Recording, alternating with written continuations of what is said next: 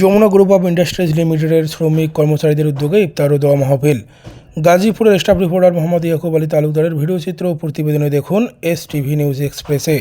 Jamuna group of industries লিমিটেডের শ্রমিক কর্মচারীদের উদ্যোগে ইফতার ও দোয়া মাহফিল অনুষ্ঠিত হয়েছে শনিবার বাদ আসর হইতে যমুনা গ্রুপের গাজীপুর জেলার শফিপুর স্পিনিং ডিভিশনের সকল শ্রমিক কর্মচারীদের নিয়ে এক বিশাল ইফতার ও দোয়া মাহফিলের আয়োজন অনুষ্ঠিত হয়।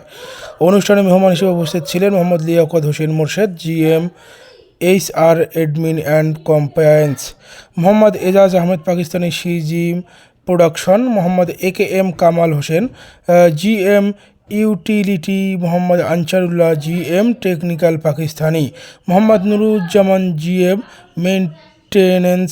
এছাড়াও আরও উপস্থিত ছিলেন ইউনিটের বিভিন্ন সেকশনের DGM, AGM সহ সকল শ্রমিক কর্মচারীগণ। দোয়া ও মোনাজাত পরিচালনা করেন যমুনা গ্রুপের কেন্দ্রীয় জামে মসজিদের ইমাম ও খতিব হাফেজ মোহাম্মদ আনিসুর রহমান আনিস। এ সময় যমুনা গ্রুপের প্রতিষ্ঠাতা ও চেয়ারম্যান প্রয়াত নুরুল ইসলাম বাবুল ও তার পরিবারের জন্য দোয়া করা হয়। সকল শ্রমিক কর্মচারীদের জন্য দোয়া করা হয় এবং বিশ্ব মুসলিমদের জন্য দোয়া করা হয়।